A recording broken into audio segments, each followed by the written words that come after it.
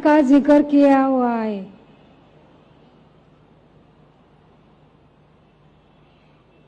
वालेकुम सलाम बहन जी का सवाल है कि उनके कौन से मजहबी किताबों में मोहम्मद सल्लल्लाहु अलैहि वसल्लम का जिक्र है।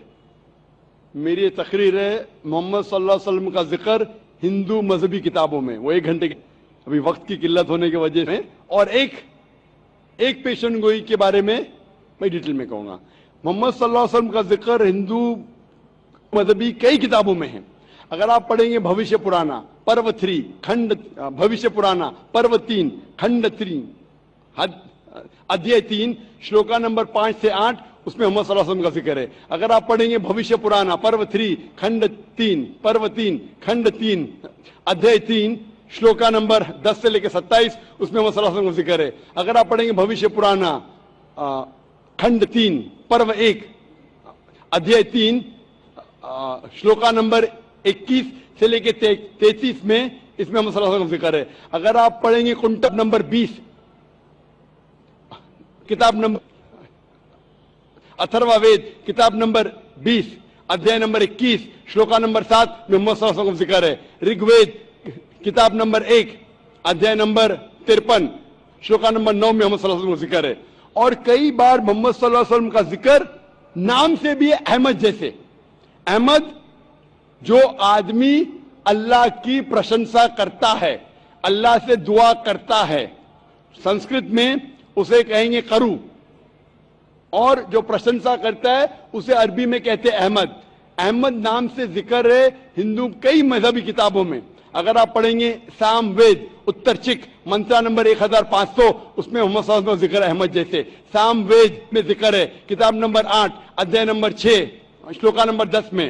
अथर्ववेद किताब नंबर 8 अध्याय नंबर 5 श्लोका नंबर 15। अथर्ववेद किताब नंबर 8 अध्याय नंबर 127 श्लोका नंबर 14 में मोहम्मद सल्लल्लाहु अलैहि वसल्लम का जिक्र है। और मोहम्मद सल्लल्लाहु अलैहि वसल्लम का जिक्र है मोहम्मद के नाम से।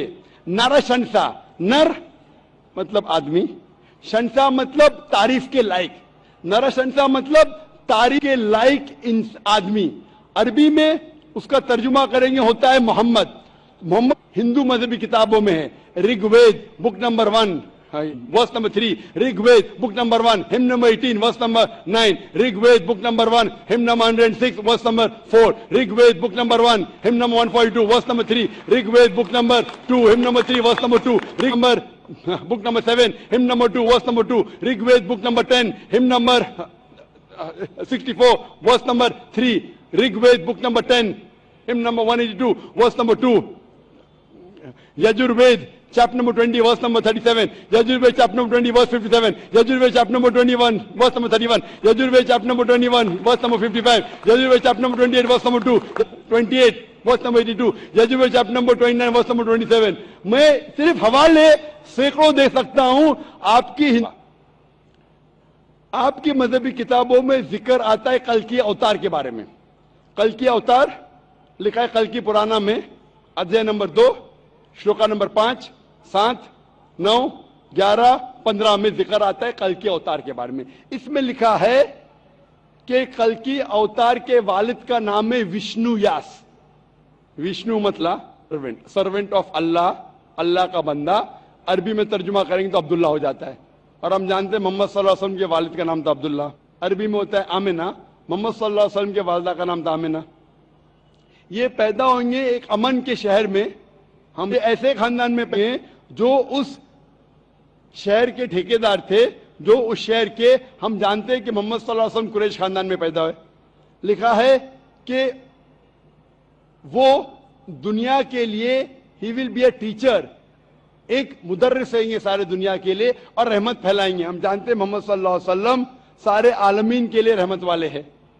इसमें लिखा है कि उन्हें सबसे पहली वही आएंगी रात के वक्त, एक केव से हिजरत करेंगे नॉर्थ की तरफ, फिर वहां पर दोस्त होंगे। हम जानते हैं 4 खुलफा राशिदीन, हजरत अबू बकर, हजरत उमर, हजरत उस्मान, हजरत अली रज़ियल्लाहु अन्हु। इन सारे मोहम्मद सल्लल्लाहु अलैहि वसल्लम के करीब दोस्तों में से थे। ये 4 खुलफा राशिदीन थे। اس طریقے سے صاف طور پہ خلق اوتار کی پیشن گوئی ہے، اور یہ پیشن گوئی صرف محمد اور صرف محمد صلی اللہ علیہ وسلم پہ اترتی ہے، ہو بہو. تو ہر ہندو اگر اپنی مذہب ہوں گا کہ آخری آنے والے پیغمبر محمد صلی اللہ علیہ وسلم. مانتے ہیں کہ خدا ایک ہے؟ جی. آپ مانتے ہیں کہ بت پرستی مورتی پوجا غلط ہے؟ غلط ہے. تو آپ مسلم بننا چاہیں گے؟ جی. آپ کو کوئی بھی زبردستی کر رہا ہے اسلام قبول کرنے کے لیے؟ جی نہیں. آپ اپنے دل سے کرنا چاہتی؟ جی. ہوش و حواس میں جی. کوئی بھی دباؤ نہیں؟ جی نہیں. انشاءاللہ میں عربی میں کہوں گا، جی. آپ اسے دہرائیے. جی. اشہدو اشہدو اللہ اللہ الہ الہ الا اللہ الا اللہ واشہدو واشہدو انا انا محمدن محمدن دہو ورسولہ. ورسولہ. میں گواہی دیتی ہوں میں گواہی دیتی ہوں کہ اللہ کے علاوہ اللہ کے علاوہ کوئی معبود نہیں، کوئی اللہ صلی اللہ علیہ وسلم علیہ وسلم اس کے اس کے پیغمبر پیغمبر اور بندے. ماشاءاللہ آپ مسلم بن چکی ہے، اور میں دعا کرتا ہوں اللہ سبحانہ و تعالیٰ سے کہ آپ کی جو مشکلات کا حل کرے، اور اللہ آپ کو اس دنیا اور آخرت میں سفلتا پائے، اور اللہ انشاءاللہ آپ کو جنت نصیب فرمائے. مجھے ایک آپ سے ایک نام چاہیے. بہن چاہتی ہے کہ میں ان کے لیے ایک نام دوں. آپ اپنے آپ کو ختیجہ کہہ سکتی ہے، ختیجہ جو محمد صلی اللہ علیہ وسلم کی پہلے بیوی کا نام تھا، اہلیہ کا نام تھا. جی شکریہ. رضی اللہ عنہ. جی مائک نمبر 5 میں کوئی نان مسلم بہن ہوں تو سوال کریں. Brother Zakir Naik. The last year is, in fact, I'm a 2 months old, and I try my family to make them understand what Islam is and all that. So today, my dad put a condition like, you go to temple, you come with me to temple, so I will come here in peace conference.